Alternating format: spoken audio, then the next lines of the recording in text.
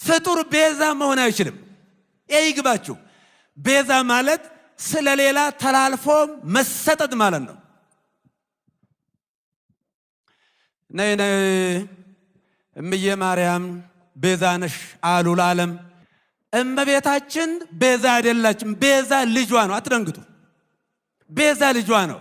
ነይ ቤዛ ነሽ አሉ ለዓለም ተብሎ አይሰበክም። ቤዛ ተቀዳሚ ተከታይ የሌለው አንድ የእግዚአብሔር ልጅ ብቻ ነው።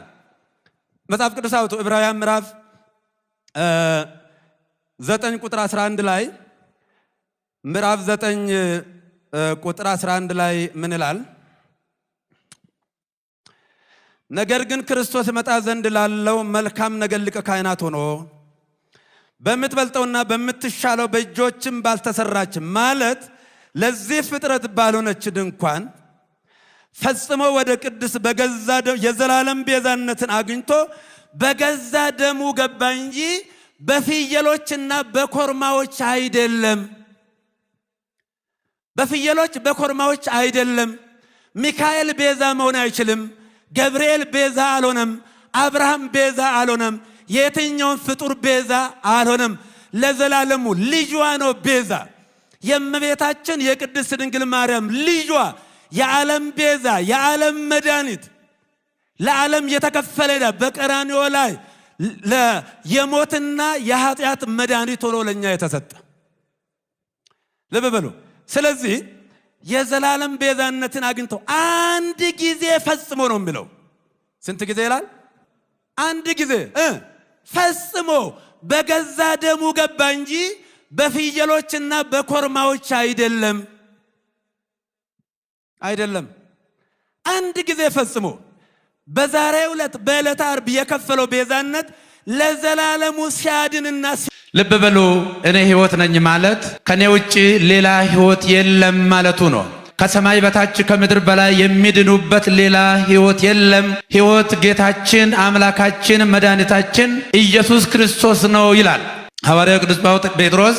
ከሰማይ በታች መዳኛ መንገድ የኃጢአትና የሞት መድኃኒት የሆነ በማዳኑ ተረፈ ደዌ የሌለበት ለዓለም የተከፈለ ዕዳ የወደቁትን የተናቁትን የሚሰበስብ ይልቁንም ደግሞ በእቅፉ የሚያኖረን አዎ አምላካችን መድኃኒታችን ኢየሱስ ክርስቶስ ብቻ ነው። ቅዱስ ጳውሎስ በአንደኛ ቆሮንቶስ ምዕራፍ 1 ቁጥር 23 ላይ አይሁድ ጥበብን ይሻሉ፣ አይሁድ ታምራትን ይሻሉ፣ አዳዲስ ነገሮችን ይፈልጋሉ። ግሪካውያን ደግሞ ፈላስፎች ፍልስፍናን ይፈልጋሉ፣ ጥበብ ይፈልጋሉ፣ ግኝትን ይፈልጋሉ። እኛ ግን የተሰቀለውን ኢየሱስ ክርስቶስን እንሰብካለን ይላል። እንተርካለን አይልም፣ እናወራለን አይልም፣ እንናገራለን አይልም፣ እንወያያለን አይልም። እንሰብካለን ማለት ምን ማለት ነው? ገድለ ቅዱሳን ይነገራል ይተረካል እንጂ አይሰበክም። ድርሳን ይነገራል ይተረካል እንጂ አይሰበክም። ታሪክም ይተረካል እንጂ ከዚህ የዘለለ ትርጉም አይሰጠውም። ነገር ግን ለዘላለሙ የሚሰበከው ጌታችን አምላካችን መድኃኒታችን ኢየሱስ ክርስቶስ ነው። እኛ የተሰቀለውን የቤተ ክርስቲያን ሕይወት ቤተ ክርስቲያንን በደሙ በቁስሉ በሞቱ ሕይወት የሰጣት ያቆማት ጌታችን አምላካችን መድኃኒታችን ኢየሱስ ክርስቶስ አዎ የሁላችንም ሕይወት ነው፣ የዓለም ሕይወት ነው። እሱ ደግሞ ወዶ የማይጠላ ታምኖ የማይከዳ በልቡ ጉሉት ባንደበቱ ሐሰት የሌለበት ፍቅሩ የማይጎል ክንዱ የማይዝል የጻድቃን የሰማዕታት ብቻ ሳይሆን የኃጢአተኞችና የበደለኞች ወዳጅ አምላካችን መድኃኒታችን ኢየሱስ ክርስቶስ እሱ እውነት ነው፣ እሱ መንገድ ነው፣ እሱ ሕይወት ነው።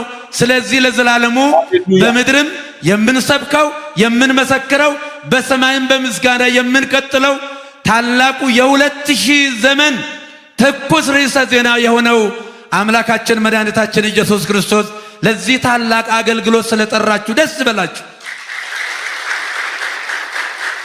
እግዚአብሔር አንድያ ልጁን ተቀዳሚ ተከታይ የሌለው ልጁን እስከ መስጠቱ ደርሶ ዓለምን እንዲሁ በነፃ ወዶታል ይላል። ዓለምን እንዲሁ በልጁ የሚያምን የዘላለም ሕይወት እንዲኖረው እንጂ እንዳይጠፋ። አዎ ልክ እዚህ ላይ እንደምናየው ዮሐንስ 3:16 ጀምሮ በወልድ የሚያምን በእግዚአብሔር ልጅ የሚያምን የዘላለም ሕይወት አለው፣ የማያምን ግን አሁን ተፈርዶበታል ይላል። ሁኔታ የለው። በዕለቱ የተደረገው ጌታችን አምላካችን መድኃኒታችን ኢየሱስ ክርስቶስ በሚጠራበት ቤዛነት የኃጢአት ስርየት ቤዛነት በዚህ ፍጡር ሊጠራ አይገባም አይችልም የሚል ነው በጥቅሉ።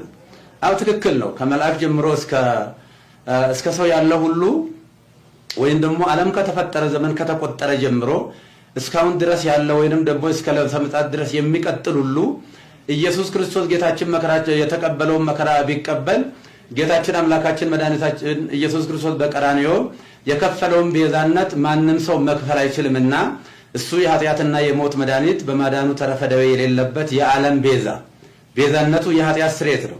አው እያንዳንዳችሁ ለምሳሌ እነ ሙሴ ቤዛ ተብሏል። ነገር ግን የሙሴ ቤዛነት በአረፍተ ዘመን ተገጥቷል፣ በጊዜ ተገጥቷል፣ ዮርዳኖስ ማዶ ተገጥቷል። የሁሉም ፍጡራን ቤዛነታቸው በጊዜ በሁኔታ የሚገታ ነው።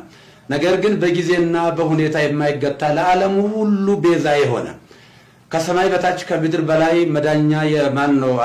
ከሱ ውጪ አዳኝ የሌለ የጌታችን የአምላካችን የመድኃኒታችን የኢየሱስ ክርስቶስን ቤዛነትን በደንብ አጉልቶ ለማሳየትና ለማስተማር ካልሆነ በስተቀር ከእመቤታችን ከቅድስት ድንግል ማርያም ክብር ጋራ ምንም የሚያገናኝ አንዳችም ነገር የለም።